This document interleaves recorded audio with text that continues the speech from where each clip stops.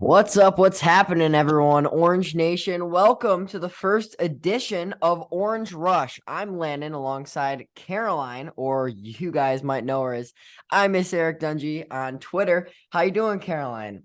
I am so excited. I literally could not be doing better right now. I know, me too. So let's get into a deep dive of why we started this podcast real quickly. Okay. I'm Landon. I started this podcast, or we started this podcast because I don't know. We love Syracuse football. We were born out of the womb Syracuse football fans. And Caroline came to me with the idea of starting a podcast. Right. And I'll let you take it away, Caroline. Why did you start this podcast? Okay, well, hold on, I gotta pull up my notes. So for one, Waited her yeah, whole okay. life for this. I've been waiting my whole life for this very moment. Okay, so obviously, yeah, I love Syracuse football so much, and um I finally, took this passion to social media or Twitter mainly. And then I kind of want to do something more. So I was like, maybe I should start a podcast because people have been like recommending that, especially my parents. And then I guess I didn't really know where to start. And I was like, I can't do this without my favorite podcaster out there, Bleed Orange 44. So I had to, I couldn't, I just knew I couldn't do it without you. So, had to bring you on. And of course, I knew you were just as Syracuse crazy as I was. So, Yeah. um, I thought it was going to be a pretty good match. And it's, All right. yeah. Yeah. So like we said, this is the first edition of Orange Rush. Today in Caroline, it came up quickly. It's game week. Oh, yes, it is. It's game week, and we are just I days have been away from counting down the Syracuse. days, Yes, we are just days away from Syracuse football, and 6 it is days. crazy. It's hard to It is. believe, Mm, and we're gonna be in the dome in the next couple of days, I cheering know. on Syracuse on third down. It's crazy, but it's It here. really is. And you know what that means? It's time for a Colgate preview and predictions episode. Who would have thought it came so quickly? But week one is upon us. Week zero just passed. And I think all of Syracuse is hungry for some football once again. So Oh, yeah. deep dive I into know I'm ready. Colgate. I'm hungry. I know. Deep dive into Colgate. Caroline, what were your initial thoughts when you looked at Colgate's stats last year, and what really stood out to you the most from the Um, Red Raiders? okay. So from what I saw, they don't have much of a run game, Yeah. which is good for us because we've historically, in the past couple of years, not been very good against the run. Now that might change this year, but I'm just saying, I'm just throwing that out there. So off the bat, I was like, okay, like, because I'm pretty sure the quarterback had the Yeah. most rushing yards on their team. Like, even like the running back, I think the quarterback had 300 more rushing yards on the season than their running Yeah. back, and 400 more than their running back too. So that's probably what stood out the most to me. Um, I didn't see their record though. I tried to look for the record, and for some reason I just couldn't find it. Yeah. But I saw some of their stats, and the running just Yeah. didn't look good. And again, that can change this year, but that's just what I saw from last year, and that's pretty much just what stood out to me, and everything else looked okay. Yeah. I mean, hey, they're a good team in the Patriot League. So when they go down to a D1 school like Syracuse in the ACC, Syracuse better be ready. They better be hungry, and it's a game that you must win. To put it in Yeah, a you much you gotta simpler win words, this. You have it to win this. it's a game you must win. And Yeah, let's get down to the swing of things. Like, how is Syracuse going to pull this off, right? Because if you don't go into every game with a game plan, it's going to be difficult either way. So Syracuse, even though it's Colgate, needs to come up with a big game plan. Now, my five key players in this game and for this season for the Orange on the offensive side is Garrett Schrader. Again, he's very good quarterback. He was a very good quarterback last year, taking major strides. But my question is, what strides can he take to be even better this year? And if he can be right. better, how much better, right? Especially And with then his the elbow Quint, surgery. yeah, Like yeah. Dino Who said that he was knows? getting better with the elbow surgery. Yeah, and So could it have been worse? We don't know. We Right. don't know. And we won't Exactly. find out until, Saturdays. Exactly. Exactly. So LaQuint Allen, right? Major offseason, Right. crazy things happened. Ended up getting suspended, reinstated at Syracuse.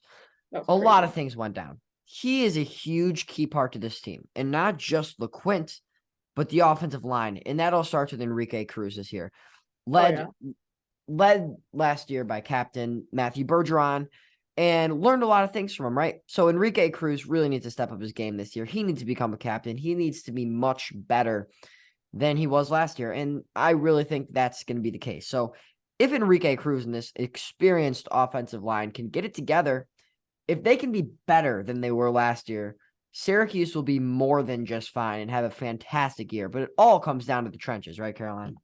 Absolutely. And I think offensive line, I think that's the part of the team that I believe is most questionable, because you lose Matthew Bergeron, who's such a huge player. He was a second round draft pick. That's really good. So, losing a player like that, it hurts. It hurts. And you also lose, Carlos Vettorello and a lot of veteran players. So it's just kind of one of those things where you kind of have to build it up again. And It's okay. No, I mean, I love Carlos. I watched him for years, but I've never seen so many false start calls on from a a center center. in my life. I know. We So, love I you, mean, Carlos. We love you. We love you, Carlos. love Oh, you. my, we wish the best for you. Wish the best for you, right? But yeah, but yeah, it all that's comes down to the trenches. So, right. Arande Gadsden, of course, he's on my top 5, but he's my least important top 5 on here because we know he's going to be good. We know he's going to be that good. The question is how good, but we know he's going to be the best player on this football team and do miles for us. But it all comes down to the smaller itty bitty things that's going to make a good team great. And that all starts this year with Isaiah Jones, because I believe he has what it takes to be a wide receiver 2 and possibly close to that wide receiver 1 behind Gadsden. Like he is or Well, if you could think about be. it, technically, Arande is the tight end. So technically, he would be wide He's receiver a 1. football player. Technically, he's a football player. There you go, football He's a player, football right? player. So Isaiah Jones, he needs to step up his game this year. Damian Alford, Absolutely. they need the wide receiving core. If they can take a little bit of a step up, that's better than last year because Arande is going to be double covered all year. Yep. And if you can have a second weapon, man, That would I'm going to enjoy watching this offense this that year. would be perfect. It would. And I think that guy is going to be Isaiah Jones. I certainly hope so, because I saw, I saw him. I forgot which game he got injured in, but didn't he like break his wrist or something? It was a wrist injury Yeah. of some sort. But yeah, Shoulder. and then he was done for the season. It was like one of the first games of the season, I think, or like halfway through. And Colgate. No. Purdue. Yeah, On and that final I think drive. we saw so many flashes of greatness in him, I think, and I was really excited to see him play more throughout the season. And then he got hurt, and I was like, all right, well, Yeah. that's Next great man for up, us, I right? guess. Yeah. And that was the I was story last year.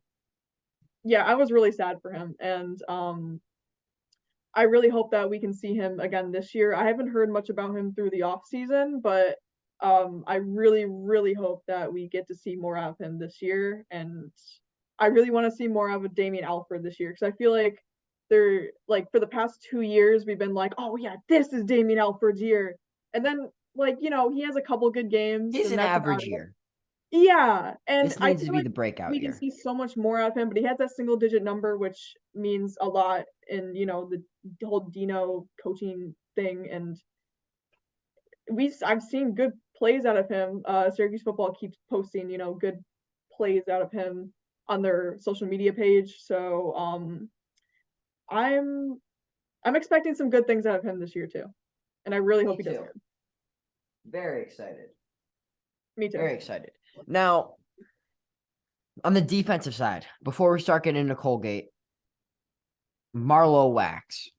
The loss of Michael Jones was huge, right? Captain, they Absolutely. called him. leader on and off the field. You could just see it. And I'm a fan. I could just see it. Yep. He changed the team. But Marlo is right there. He's always been there, right next to Michael. And I think he's ready to merge himself into, a leader, a captain, the next Michael Jones, and could be better. The question is, how good can Marlo possibly be? Because he has Yeah. been fantastic. He really has. Fantastic. A great football player. How much better, and that's what I'm so excited about, can Marlo get this year as his last year in an orange uniform? I think he can get a lot better. I think we're gonna see some things out of him this year that are gonna be awesome. At least I really, really hope so. But I can feel it. I can feel it. He's gonna be so good this year.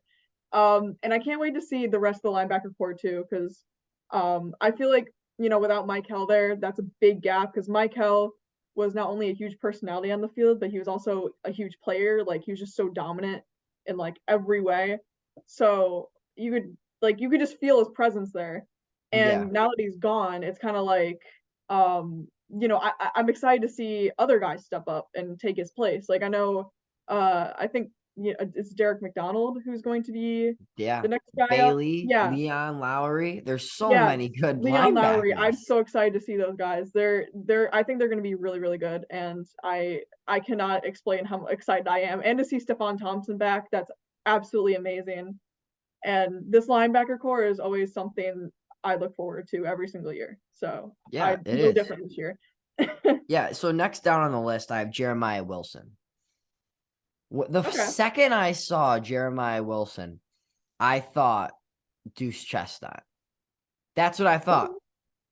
He's going to be the next Deuce Chestnut and better. I think Jeremiah Wilson is a breakout player this year, one of the best corners in the ACC. I think he's going to be fantastic. He's young, but he's getting Right. better. I've heard there's been glimpses of him in practice. One of the hardest workers out there.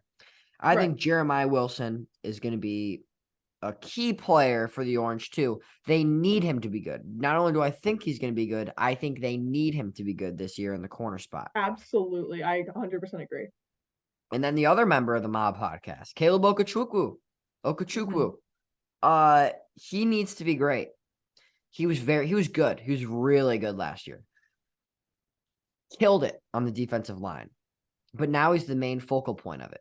He needs, and I can't stress this enough, he needs to be the leader out there. And I have 100% confidence in him to do it. He needs to be the focal point of that defensive line and really carry them through these games. Because, man, these offensive lines that the Orange are going to be going up against are going to be tough and rugged. Yeah. So they need to step it up. And I believe that they will as a family. What do you think about Caleb?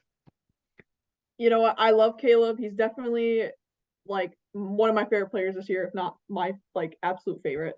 And Yeah.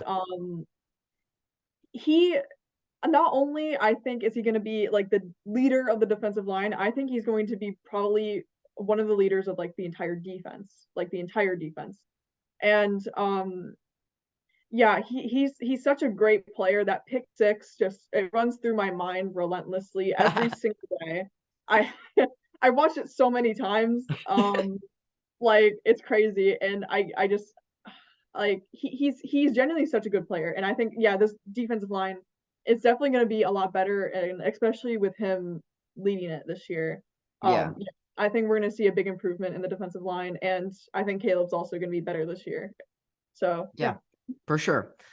My final two, Justin Barron and Kayvon Darden. We'll start with Barron. Barron was recruited as a receiver. He has just adapted into that defensive guru. Very smart, best hands, great defender, great safety.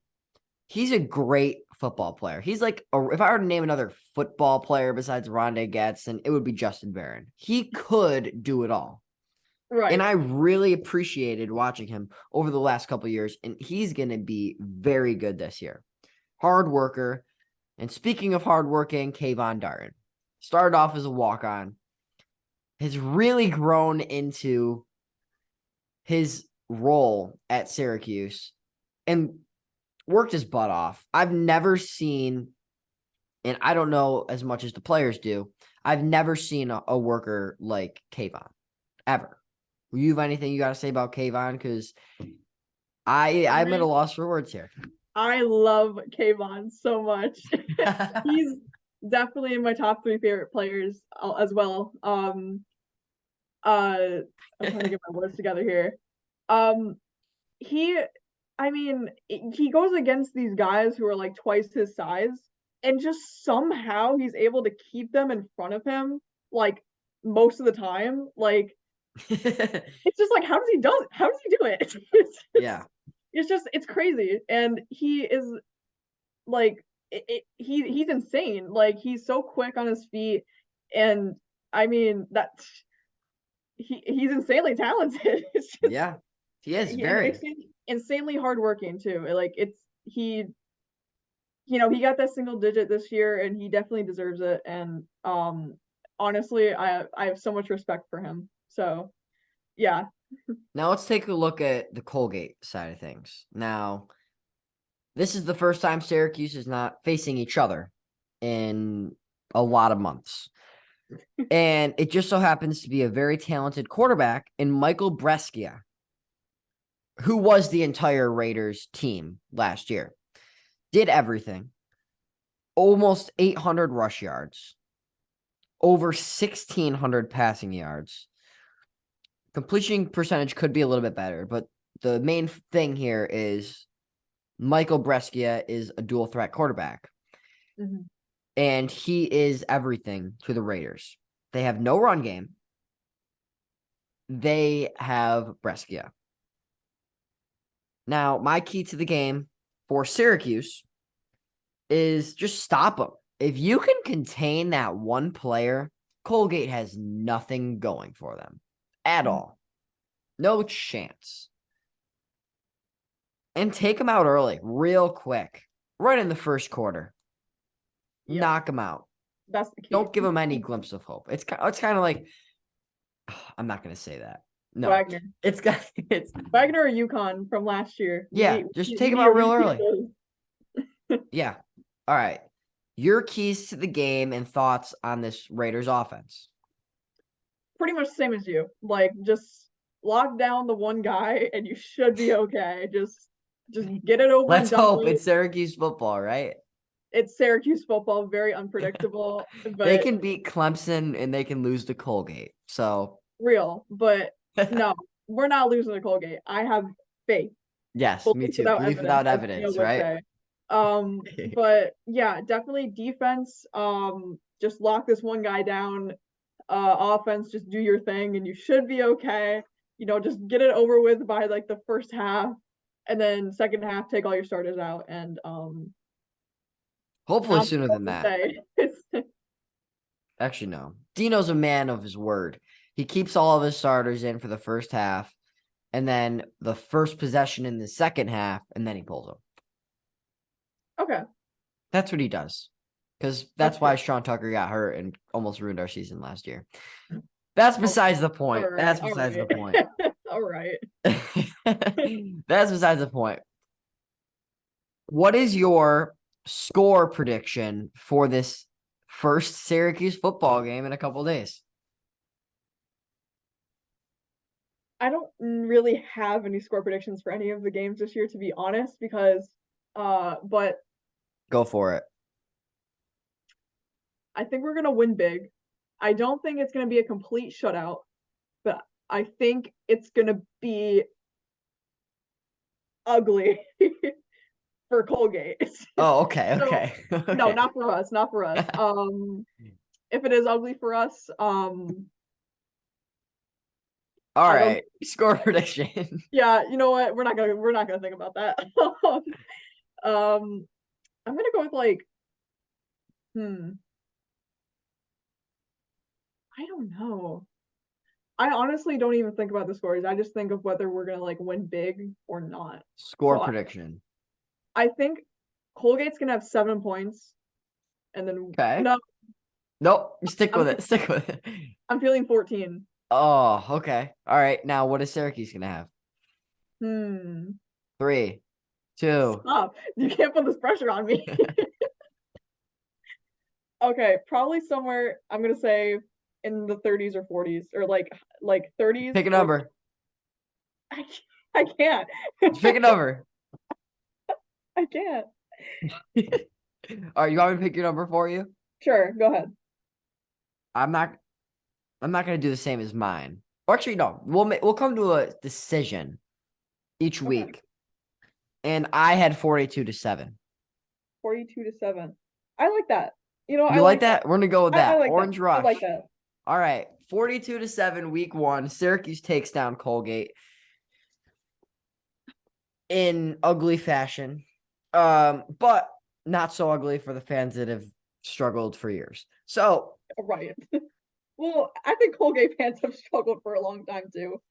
I feel as for like, the season, but yeah. as for the season, my record prediction for the Orange will be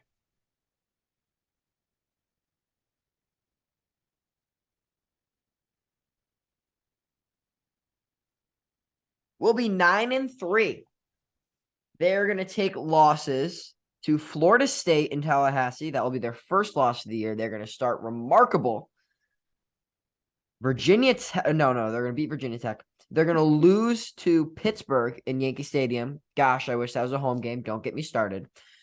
Oh God. And lost to Georgia Tech.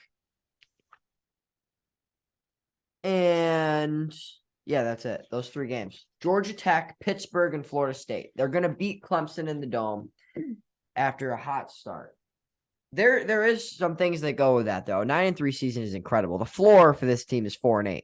It all depends on how they start. Oh Because my if there's God. one thing I've learned with Dino Babers is, like I said, they can beat Clemson or they can lose to Colgate. Exactly.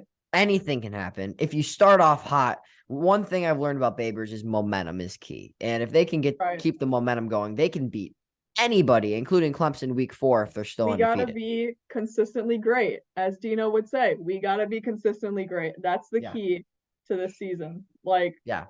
not occasionally great, consistently good. I just said that backwards, but you get the point. It's okay. It's okay. All right. What's your record prediction for the season? So I have 8-4, but there's like a ton of games that could go either way, in my opinion. So I got my losses are Clemson, UNC, Florida State, and Pitt. Yeah. That's it. But tons and tons of games that could go either way. Hold on, I gotta look at them.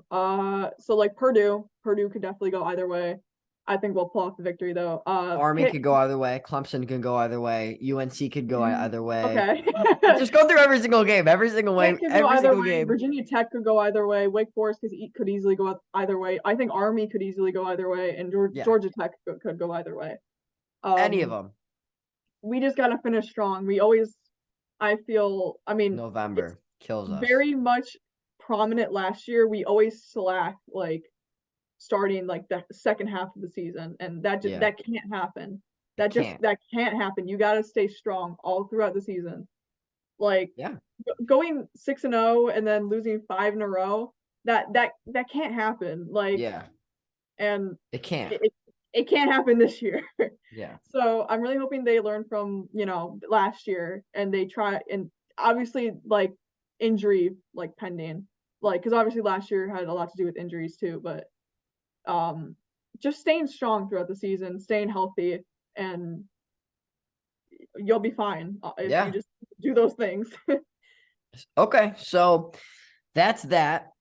Both of us, our prediction, our average is 42-7. The Orange will take down the Raiders on Saturday, and Syracuse will hopefully be going 1-0. Our season predictions, Caroline, or I Miss Eric Dungy, has them going 8-4. I have Syracuse going 9-3. We both explained our scenarios. Could go either way. It's Syracuse football, right? Thank you for watching the first episode of Orange Rush. This will be airing on Tuesday. on our YouTube. And on Thursday, look out for a Colgate Week 1 hype video. Oh, yes. That will be great. Looking forward to it. Caroline, any last words? Thank you so much for watching. And I'm gonna start posting some tweets, maybe asking for like Q&A questions that we could possibly answer on the podcast. So definitely make sure to look out for those. And yeah, that's pretty much it. Super, super excited for Colgate this week. Like way too excited. Yeah. Yeah, I can't wait. I just can't wait. Yeah, and if you see me at the game, come visit section 118. I might be in game mode, but I'd always like to say hi. I'm section 245. I will definitely be in game mode. The second I step in that dome, I'm a completely different person. So yeah, stop and say hi if you want to. Yeah, for sure. All right. Well, thank you for watching the first episode of Orange Rush.